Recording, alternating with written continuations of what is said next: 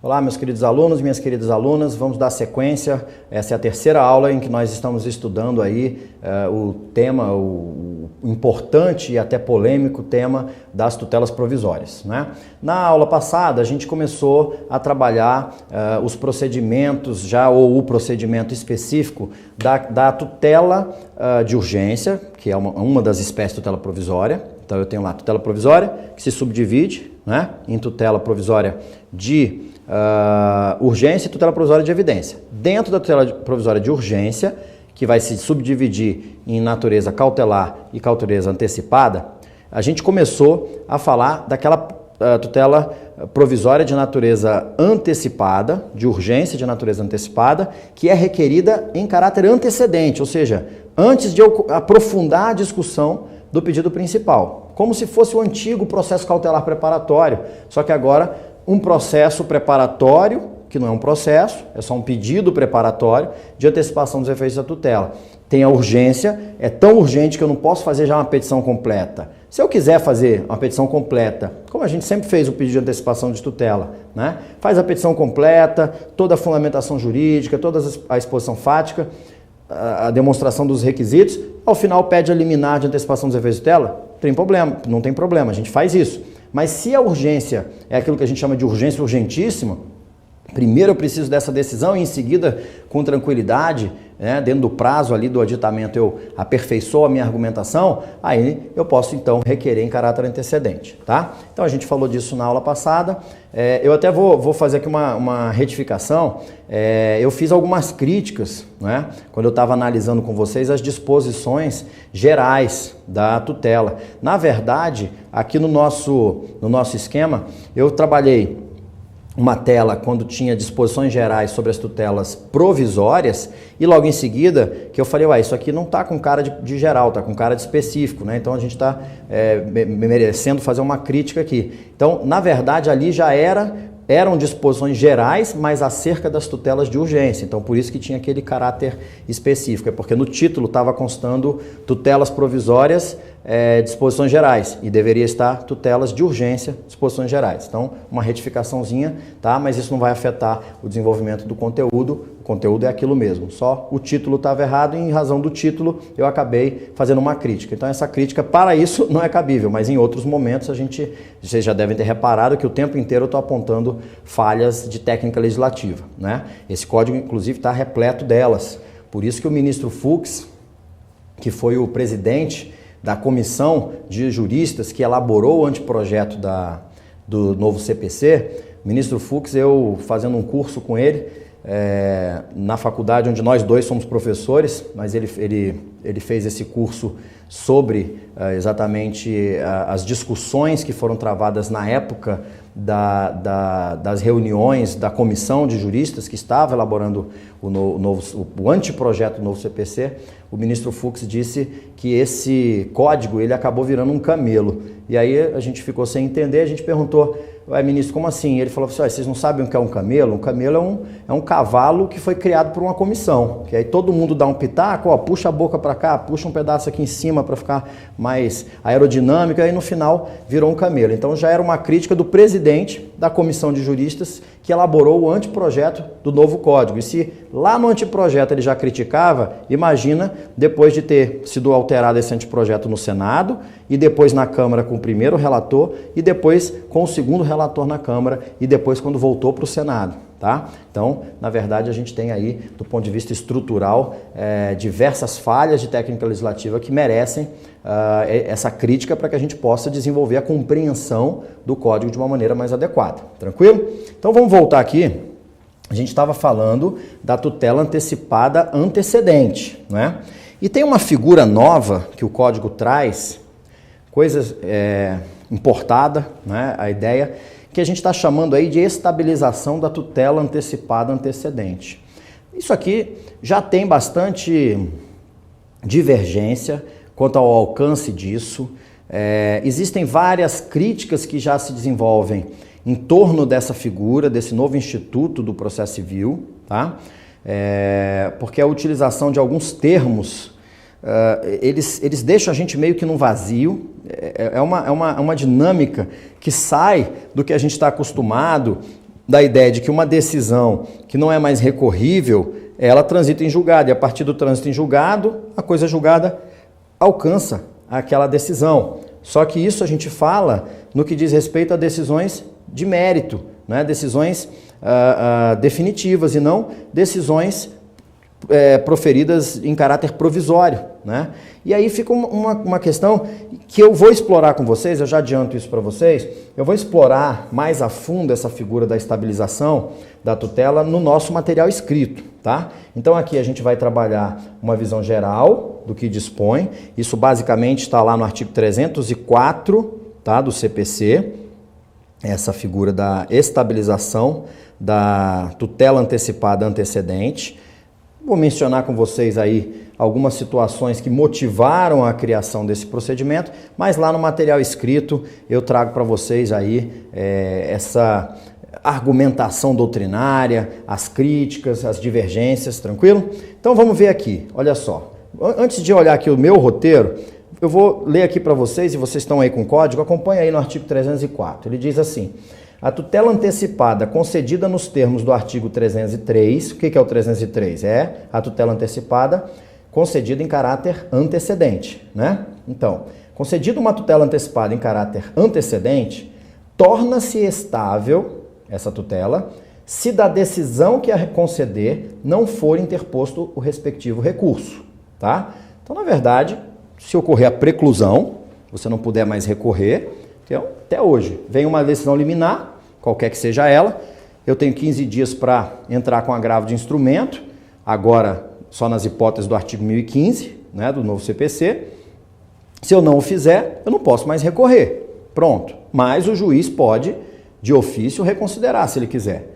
Mas para a parte ocorre a preclusão. Só que aí o legislador no 304 vem com essa expressão, torna-se estável a tutela. E aí vem lá, olha o que diz o parágrafo 1º. No caso previsto no caput, o processo será extinto.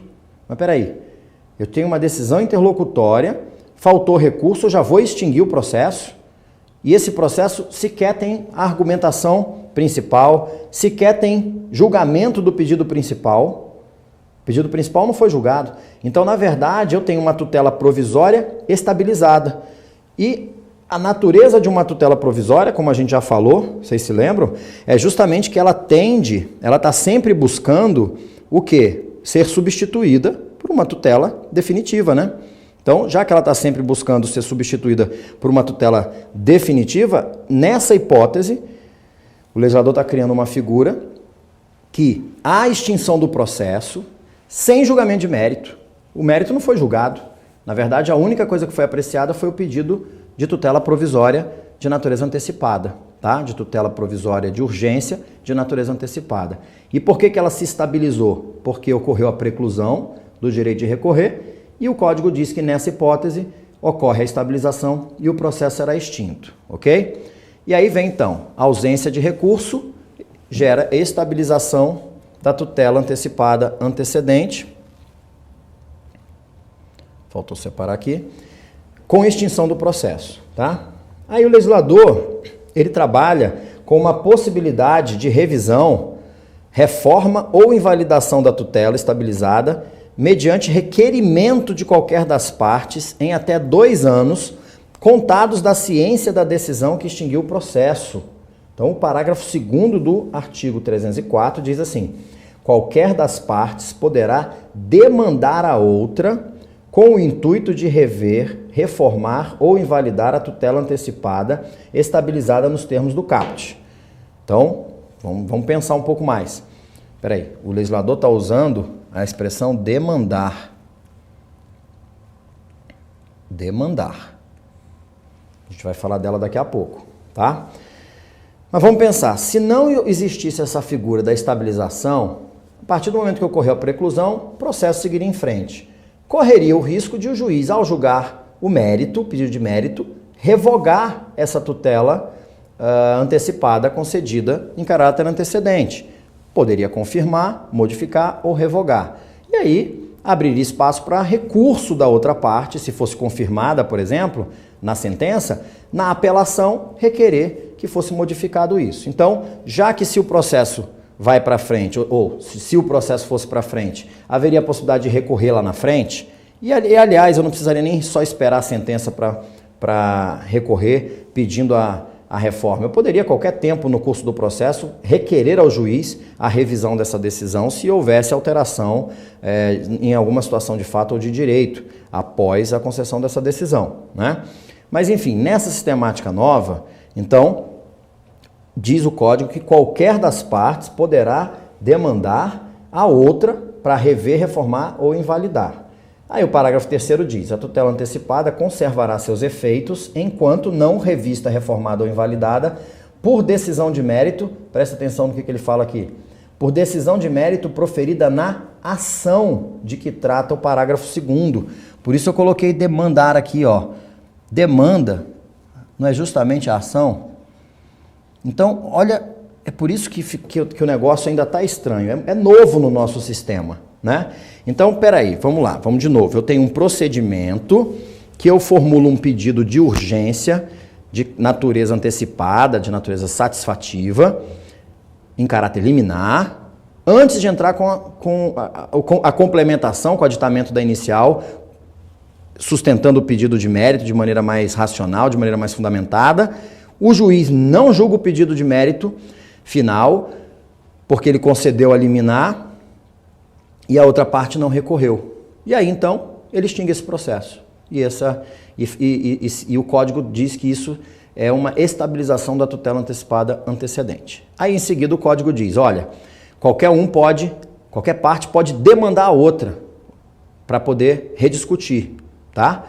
E aí, no outro parágrafo, fala que essa ação, olha só, a tutela antecipada vai conservar os efeitos enquanto não for modificada, né, revista, reformada ou invalidada, por decisão de mérito, decisão final agora, proferida em uma ação. Ou seja, o Código está falando, eu posso chamar isso de ação rescisória? Não posso. Por quê? Porque a ação rescisória depende de uma decisão de mérito transitada em julgado.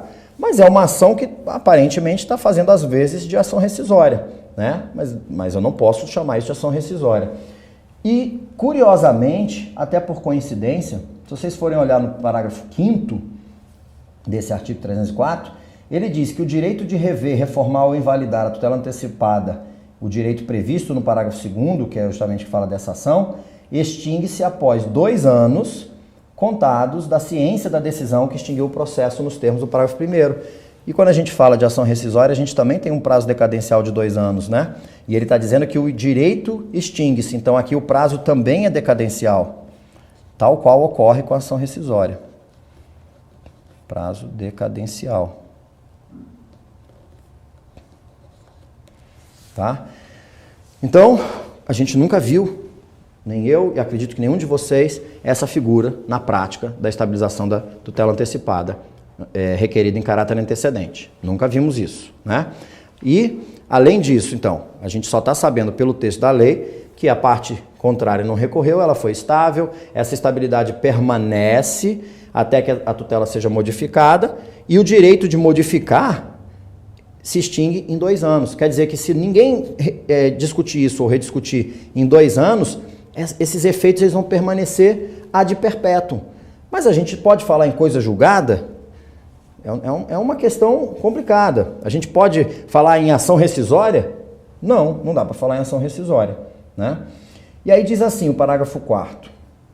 Qualquer das partes poderá, né, requerer o desarquivamento dos autos em que foi concedida a medida para instruir a petição inicial da ação a que se refere o parágrafo 2º, prevento o juízo em que a tutela antecipada foi concedida. Então, aí já é o procedimento, né? Essa ação que eu tenho até 2 anos para propor, para rever, reformar ou invalidar a tutela estabilizada, essa ação eu vou ter que fazer uma petição inicial, como qualquer outra ação, e eu vou pedir o desarquivamento dos autos, desarquivamento daqueles autos em que foi concedida a medida, para poder instruir essa nova petição inicial. Tá?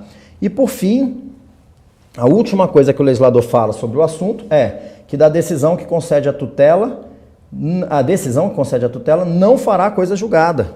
Não fará coisa julgada. mas a estabilidade dos respectivos efeitos só será afastada por decisão que a revir, reformar ou invalidar, proferida em ação específica, que é essa ação aqui, no prazo de 2 anos. Somente nesse prazo de 2 anos a gente pode rever. Não ocorreu a revisão, esquece, está estabilizada, os efeitos permanecem. Os efeitos permanecem, mas eu não posso falar em coisa julgada. Tranquilo? Pô, entendi tudo. Entendi quando que cabe, entendi o procedimento. Mas por que o legislador colocou isso? O legislador partiu de onde? O que motivou o legislador a fazer isso? E aí a gente pode pensar, me acompanha aqui o raciocínio, existem situações, isso aí eu já ouvi, por exemplo, do professor Fred Didier, e aí sim, a partir do momento em que ele deu essas situações, a coisa começa a fazer um pouco mais de sentido, dessa estabilização. Ele fala, por exemplo, que existem situações em que você tem aquelas ações que com o simples cumprimento da medida, perde, se esgota até a questão de você discutir o pedido principal. Porque, na verdade, o pedido principal, ele não vai mais ter necessidade de apreciação. Exemplo, quando a gente fala, por exemplo, acontece muito, lá em Brasília, Brasília é uma cidade praticamente administrativa, né? Existe uma concentração muito grande do serviço público federal. E pela lei, né, pela 8.112, por exemplo, quando você é transferido por interesse da administração, se você cursa uma universidade federal, quando você vem, independentemente de vaga, você tem direito à vaga naquela universidade federal. Só que no Brasil todo mundo dá um jeitinho, né? Então muita gente faz faculdade particular, numa outra unidade da federação, quando é transferido faz um pedido para ingressar na Universidade Federal, independentemente de haver vaga, porque foi transferido a bem de serviço público, por interesse público. E aí a universidade se nega, porque não tem vaga, essa pessoa vai até o juiz concede uma liminar, determinando que seja feita a matrícula. Aí vamos supor que essa pessoa já esteja ali no 7º, 8º semestre do curso de Direito. Um ano depois ela se formou e ainda não deu tempo de julgar o pedido principal. Vai fazer o quê? Vai anular o diploma dela? Isso não acontece. Eu já vi decisão do STJ em situações como essa, que a decisão chegou no âmbito do STJ, era um curso de medicina, uma mulher que estava cursando medicina e, na verdade, ela era filha do servidor público. Tinham algumas outras questões aí paralelas, só que faltava um ano ainda para ela se formar. E o STJ entendeu que seria muito pior para a sociedade pegar alguém que de uma formação de 6 anos já tem 5 e tirar ela da faculdade, que correria o risco de ela não terminar esses estudos, e ao invés de você ter mais um médico na sociedade, você teria simplesmente mais um desempregado e uma pessoa extremamente frustrada e até eventualmente revoltada com o sistema, né? Então o STJ permitiu que essa pessoa continuasse na UNB e concluísse o seu estudo, o seu curso superior. Então essa é uma situação que, uma vez que a pessoa se forma, esgota, não tem mais o que fazer. Uma outra situação que é muito discutida hoje em dia, a questão de medicamentos de alto custo. E aí você entra com aquele pedido, o juiz concede aquela liminar, determinando a Fazenda Pública, né, determinando a Secretaria de Saúde, determinando a União, ao ente federativo, que adquira um medicamento experimental, como eu já vi em processos atuando lá em Brasília, que só uma injeção custava $100 mil e tinha que ser uma por mês para garantir a sobrevida da pessoa. Eventualmente você pede, é uma dose só que você precisa, esse é o pedido principal e você pede ele antecipadamente, a título de antecipação de tutela provisória, de urgência, de natureza satisfativa ou antecipada, né? Pronto, tomou a injeção. E agora, ao final, adianta o juiz dizer julgo improcedente? Pode até para efeitos de você pedir indenização de volta, né? Mas que também não aconteceria. Seria muito difícil um juiz conceder, julgar procedente um pedido de indenização desse. Então, essas situações que se esgotam, para que a Fazenda Pública vai recorrer desse tipo de situação? Vai acabar não recorrendo, porque não vai adiantar. Olha, recorrer, o juiz deu a canetada, a pessoa já tomou a injeção, vou recorrer para fazer o quê? Mandar tirar o medicamento do corpo? Não funciona. Então, a Fazenda Pública nem vai recorrer. Não recorrendo, Pronto, o juiz extingue o processo e estabiliza.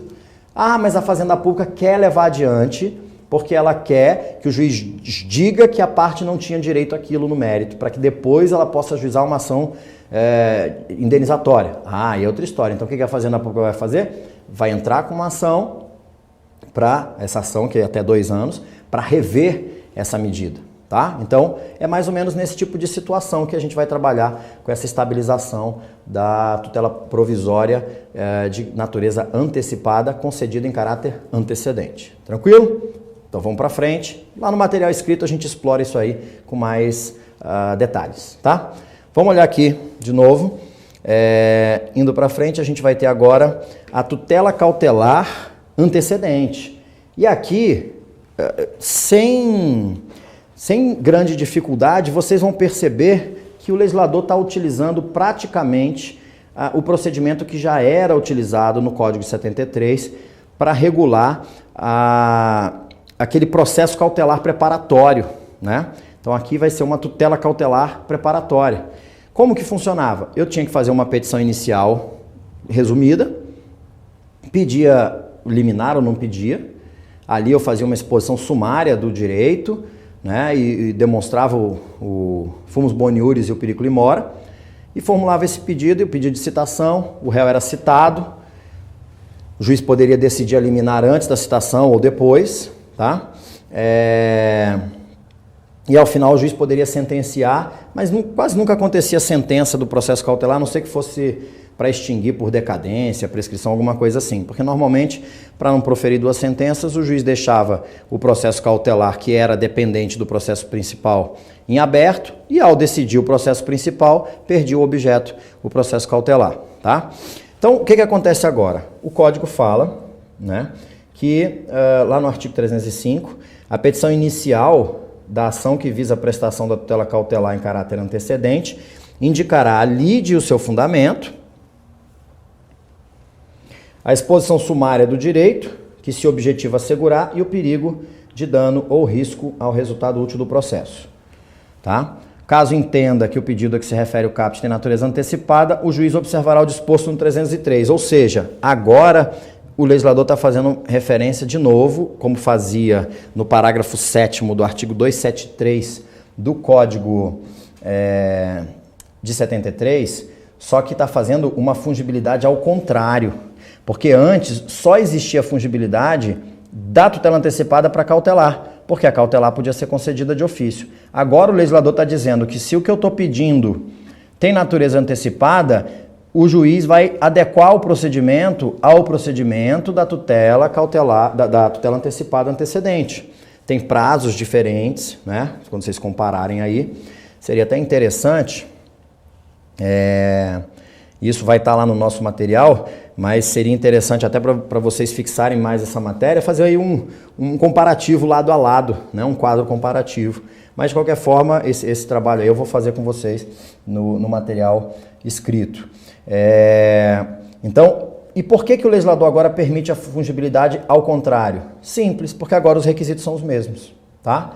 Os requisitos sendo os mesmos, já é diferente. No Código 73, eu não podia pegar e falar, pô, o cara está pedindo uma cautelar, não, eu vou conceder uma antecipação de tutela. Se os requisitos eram muito mais fortes, como prova inequívoca, que convence o juiz da verossimilhança da alegação, um exemplo, tá? Então, vai ter essa fungibilidade, a possibilidade de o juiz converter o procedimento, ok? Depois eu vou ter a citação do réu, no prazo de 5 dias, para contestar o pedido e indicar as provas que ele pretende produzir. Se ele não contestar, o juiz vai presumir aceitos pelo réu como ocorridos os fatos alegados pelo autor, né? E aí vai decidir em 5 dias, tá? Sobre essa cautela, sobre esse pedido cautelar. Se for contestado o pedido, no prazo legal, o procedimento já segue o procedimento comum, tá bom? Então isso aí está lá no 307, parágrafo único. E aí o 308 diz que, efetivada a tutela cautelar, o pedido principal terá de ser formulado pelo autor no prazo de 30 dias, caso em que será apresentado nos mesmos autos em que deduzido o pedido de tutela cautelar, não dependendo do adiantamento de novas custas processuais. Presta atenção numa coisa. Lá no pedido de tutela antecipada antecedente, a gente não tinha que apresentar o pedido principal depois da concessão da medida. A gente tinha que ratificar o pedido. O pedido já tinha que vir. Por que na antecipada eu preciso indicar o pedido principal e na cautelar eu não preciso indicar ainda com clareza o pedido principal? Porque na tutela antecipada, o que a gente antecipa são os efeitos da tutela, são os efeitos que vão decorrer da concessão do pedido principal. Então, para que o juiz possa antecipar os efeitos, ele tem que saber qual vai ser a tutela principal. Aqui não, aqui é diferente. Aqui a medida cautelar ela tem uma natureza protetiva. Então, bloquear bens independe do pedido principal, tá? E vocês devem se lembrar, claro que eu tenho que, na argumentação do direito, eu já tenho que dizer, olha, eu vou fazer uma ação de cobrança e tal, mas eu não estou formulando especificamente, ok?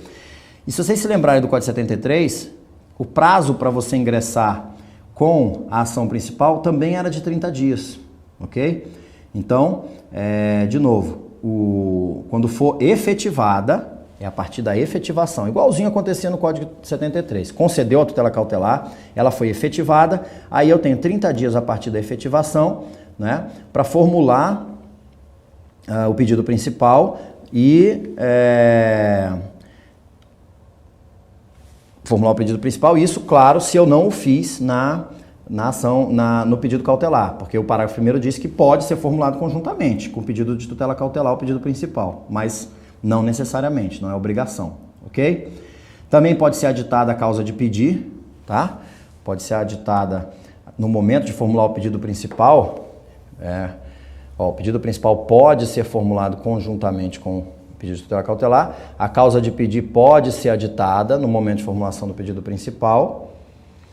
Vai haver intimação das partes na pessoa dos seus advogados ou pessoalmente após a apresentação do pedido principal para audiência de conciliação e de mediação. Por quê? Porque após o pedido principal a gente já está no procedimento comum, né? E o procedimento comum é o quê? A regra é tentativa de mediação ou de conciliação. Se a ação versar sobre direito que não admite transação, é diferente. Já vai ser citado para contestar o pedido principal, tá? Mas ou se houver recusa, né, de todas as partes. Tranquilo? Se não houver conciliação, apresenta a contestação. E o Código também diz, como acontecia no Código 73, que cessa a eficácia da tutela concedida em caráter antecedente, sendo vedado à parte renovar o pedido. Isso também acontecia com o processo cautelar preparatório. Salvo sob novo fundamento se, 1, o autor não deduziu o pedido principal no prazo legal, então em 30 dias contados da efetivação ele tem que formular o pedido principal. Se não foi efetivada a tutela cautelar dentro de 30 dias, então cuidado, são 2 prazos aqui. Eu pedi, o juiz concedeu a liminar, vamos supor, 30 dias depois eu ainda não consegui cumprir essa liminar. Aí ela caduca, ela perde a eficácia. Aí ela foi cumprida aqui, no 10º dia. Eu tenho 30 dias para entrar com o pedido principal. Tá? Então são 2 prazos distintos de 30 dias.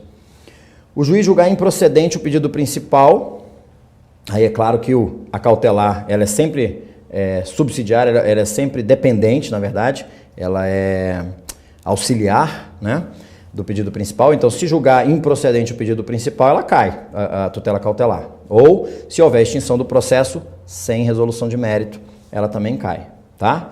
E aí o indeferimento da tutela cautelar não obsta que a parte formule pedido principal e nem influi no julgamento dele, salvo se o motivo do indeferimento for decadência ou prescrição do pedido principal, porque aí é claro, se o juiz já reconheceu de plano a decadência ou a prescrição para o pedido principal, eu não vou poder pedir de novo, né? Então, isso aí, se vocês compararem com o antigo processo cautelar preparatório, vocês vão ver que a ideia é a mesma, as causas que fazem cessar a eficácia da tutela cautelar são as mesmas, tá? As mesmas causas. O prazo é de 30 dias, contados da efetivação e não da concessão. Direto nos concursos caía essa questão. falando do prazo de 30 dias e qual era o marco inicial desse prazo. Então isso aí tudo continua igual. Mas cuidado quando vocês estiverem falando de tutela antecipada antecedente. Aí é completamente diferente o regramento, ok?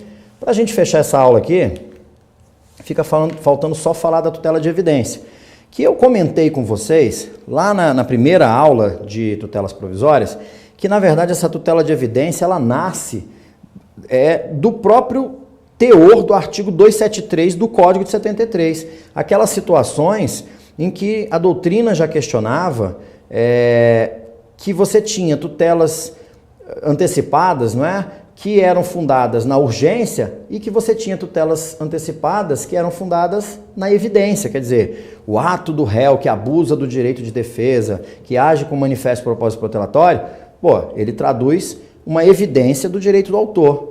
Se o réu não quer chegar ao fim do processo para ganhar no mérito, é porque ele reconhece que o autor tem esse direito. A mesma coisa acontece com o que tinha no caput do 273, aquela prova inequívoca que convence o juiz da verossimilhança da alegação, nesse caso também. Então, se a gente pegar aqui o artigo 311, ele traz aí o seguinte, a tutela de evidência será concedida independentemente da demonstração de perigo de dano ou de risco ao resultado útil do processo, quando? São 4 hipóteses.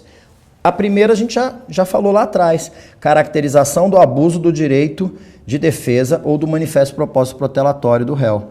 No CPC 73, isso aqui estava no artigo 273, inciso 2. Então, sempre que você percebe que o réu ele está suscitando a incompetência relativa na preliminar de contestação. Depois, mais para frente, ele suscita a suspeição o impedimento do juiz. Aí, mais para frente, isso suspende o processo. Depois da decisão, ele espera um pouco, suscita a suspeição do juiz.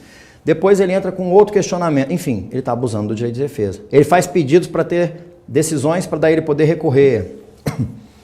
Ele está abusando do direito, ou agindo com manifesto propósito protelatório, fica caracterizado o abuso do direito de defesa, você atravessa uma simples petição dizendo assim, olha, está evidente o manifesto propósito protelatório, ou está evidente o abuso do direito de defesa, e em razão disso eu quero que seja concedida essa tutela e seja me entregue o bem ou me permitido usufruir do direito, tá? Segundo, quando as alegações de fato puderem ser comprovadas apenas documentalmente, e houver tese firmada em julgamento de casos repetitivos ou em súmula vinculante. Então, aqui são alguns requisitos. Primeiro, esses fatos, eles são passíveis de comprovação somente por documento. Então, o documento é suficiente. E qual é o momento em que eu produzo prova documental? É na inicial para o autor e na contestação pelo réu. E além de eu ter os documentos, o fato só é comprovado por documento, e eu já juntei o documento. Além disso, a questão jurídica já foi decidida em julgamento de casos repetitivos, que pode ser nos recursos repetitivos, no RESP e RE, repetitivos.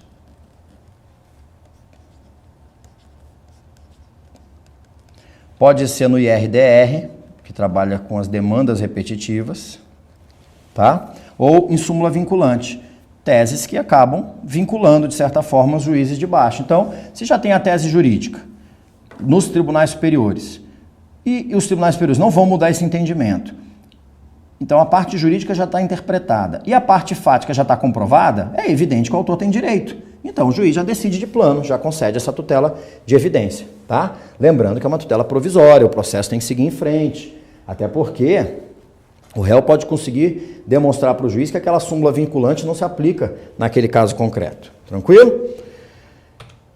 Terceira hipótese, se tratar de pedido repersecutório fundado em prova documental adequada do contrato de depósito, caso em que será decretada a ordem de entrega do objeto custodiado sob cominação de multa. Então, o pedido repersecutório é aquele em que eu busco, né, que seja devolvido ao meu patrimônio, ao meu mundo jurídico, um determinado bem, ou a propriedade de um determinado bem, ou a posse de um determinado bem, tá?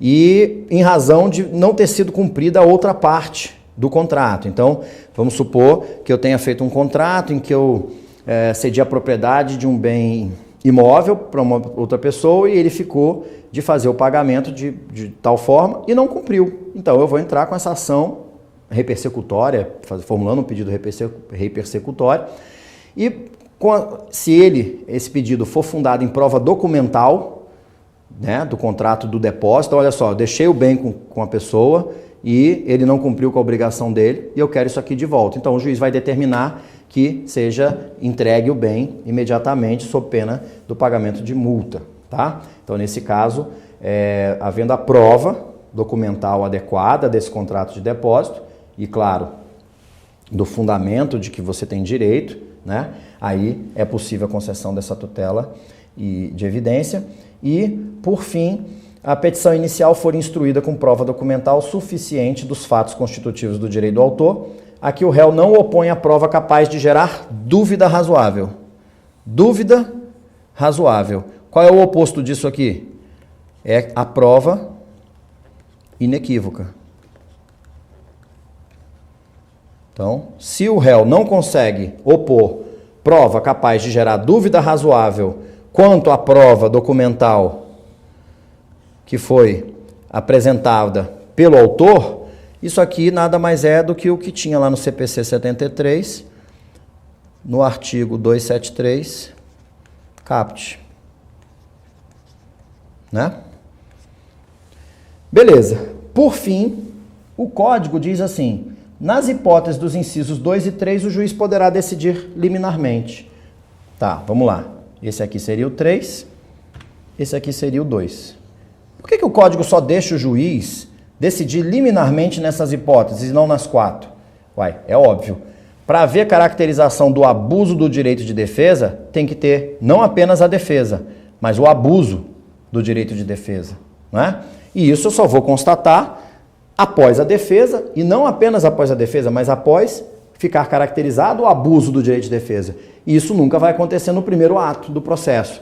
Eu não tenho como pedir liminarmente: seu juiz, eu estou achando que o réu vai abusar do direito de defesa. Então, não cabe liminar aqui, tá? Mas, na questão das alegações de fato comprovadas documentalmente, ou seja, de plano, e havendo precedentes ali de natureza vinculante, é óbvio que eu posso pedir liminarmente.